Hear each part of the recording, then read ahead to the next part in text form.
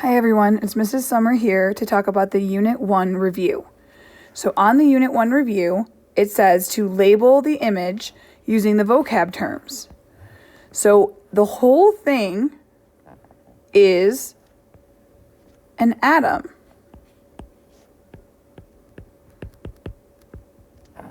Okay, then let's just erase that big circle.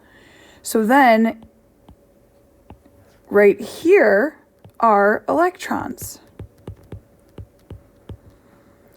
This whole space around the nucleus is the electron crowd.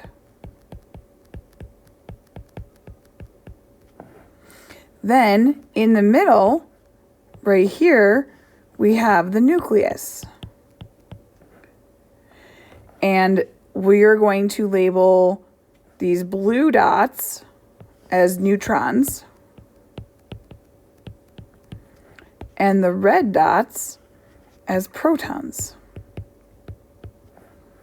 Okay, and then the next question is calculate the number of protons, neutrons, and electrons for aluminum. So the first thing is, what is its the element name is aluminum. Its atomic symbol is Al. Its atomic number is 13. Its atomic mass is 26.98. The number of protons is 13. The number of neutrons is 14.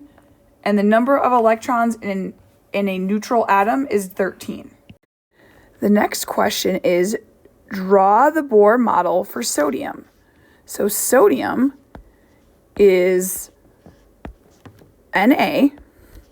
Its atomic number is 11. Its atomic mass is 22.99. So the number of protons is 11. The number of electrons in a neutral atom is 11. And the number of neutrons is 12. So I'm going to start by drawing my nucleus. So I'm going to put 11p plus, 12 and naught, and draw my nucleus. Then I'm going to draw my first energy level. And my first energy level can hold it can hold at max 2 electrons. So then I need to draw my second energy level. And my second energy level can hold at most 11. Most 8 electrons. 1, 2, 3, 4, 5, 7, 8. Now we've used 2 plus 8 is 10. We need one more, so I need one more energy level. And those are supposed to be circles, but the space is not giving it to me. Not conducive for me to draw circles. And so there's your Bohr model. Now the next question is compare the two models, the Bohr versus the quantum model. And as we do, so the Bohr model shows protons, neutrons, and electrons. It's simple and it has circular orbits, but the one I drew above, not necessarily circular, it's supposed to be circular. The quantum model is advanced and it's the most accurate model to date. It only shows electrons and the orbits are more complex. This next question says, fill in the orbit diagram and write the electronic configuration for fluorine. So fluorine has 9 electrons. So fluorine has 9 electrons total. So I'm going to start at my lowest level and write my up arrow and then my down. And then I'm going to go to 2s, up, down. Then I'm going to go to my 2p, so I've got 4. So 9 minus 4, I have 5 electrons left. 1, 2, 3, so Hund's rule, empty bus seat. Then I'm going to double up and double up. So my electron configuration for fluorine is 1s2, 2s2, 2p5. The next question says, write the noble gas configuration for titanium. So titanium Titanium is element number 22. So Ti number 22. And it's the noble gas in the period above titanium is argon. So I would write AR. I'm just going to write this a little bit bigger. AR with brackets. And then I'm going to start whatever titanium and argon have in common. I don't write that. So then what it has in common next is doesn't have in common is 4s2, 3d2. We write that, remember, we fill our 4s orbital completely before we start filling our 3d. This question says, identify the number of valence electrons for the following. Sodium. So how I determine the number of valence electrons from its electron configuration is I look at my highest energy level. So the highest energy level is 3, and then I look at its exponent. So since there's only 1 3 orbital, I only have to put 1 valence electron. If there were 2, if we didn't have that and it was 2s2 2p6, we would have to add the 6 plus 2 to determine the number of valence electrons. In this question, we're given the Bohr model and we need to determine the number of valence electrons. So the number of valence electrons in this model is however many electrons are in this outermost ring. So we have 1, 2, 3, 4, 5. So nitrogen has 5 valence electrons.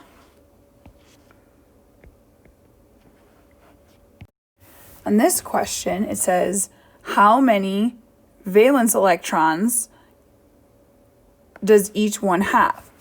Now, if you recall from this lesson, each group or column on the periodic table has a certain number of valence electrons. So this group has 1, this group has 2, this group has 8, this group has 7, 6, 5, if I could drop my 5, 4, and 3.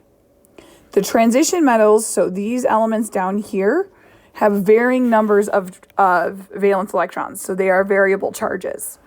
So what we're going to do is how many valence electrons does each one have? Potassium is right here, and so it has 5 valence electrons. I'm sorry, potassium is not P, potassium is K. So we are going to K, and potassium has 1 valence electron. Carbon is C, and carbon has 4 valence electrons. Calcium is Ca, it has 2 valence electrons. And now phosphorus, which is P, has 5 valence electrons. The next question says, let's move that right there. The next question says, draw the Lewis structure for boron. So I'm going to first draw my B for boron. And boron has 3 valence electrons, so I'm going to start with 1, 2, and 3. For cesium, I'm going to draw the Lewis structure, and I'm going to write Cs for cesium. Cesium has 1 valence electron, so I'm going to draw it like this. The next question says, draw the Lewis structure for the element and then of the ion. So beryllium is Be, and the atom has 2 valence electrons. The ion of beryllium is written as Be, and it has a 2 plus charge because it gets rid of those 2 valence electrons. Sulfur, on the other hand, sulfur's atomic or Lewis structure for the atom is, it has 6 valence electrons. So to represent its ion, we're going to draw sulfur.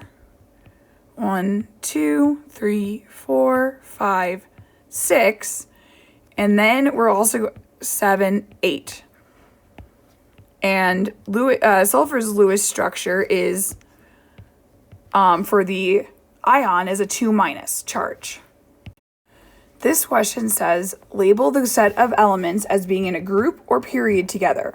So beryllium, calcium, strontium, and magnesium, they are all in a group. They are all in the same column, which is a group.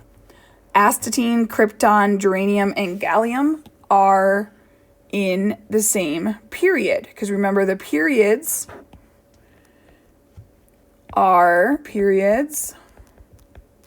equal the rows, groups are the columns. This question says, place the following elements in order of increasing, so low to high, electronegativity energy. So for phosphorus, chlorine, sodium, aluminum, and silicone, in increasing electronegativity, we would write it as sodium, aluminum, silicone, phosphorus, and chlorine.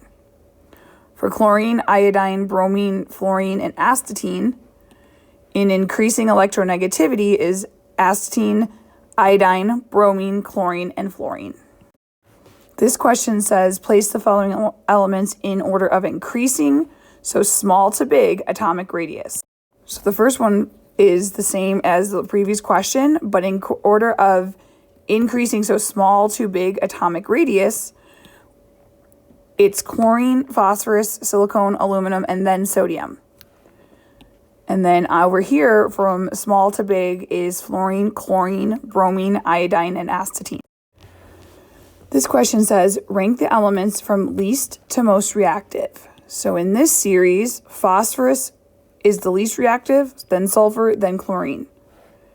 In this series, selenium, then sulfur, then oxygen. And in this last one is lithium, sodium, and cesium. So in this bottom one, rubidium, yttrium, and sulfur, we can't actually rank those because sulfur is a nonmetal and the other two are metals. So I'm just going to go like that and make it go away.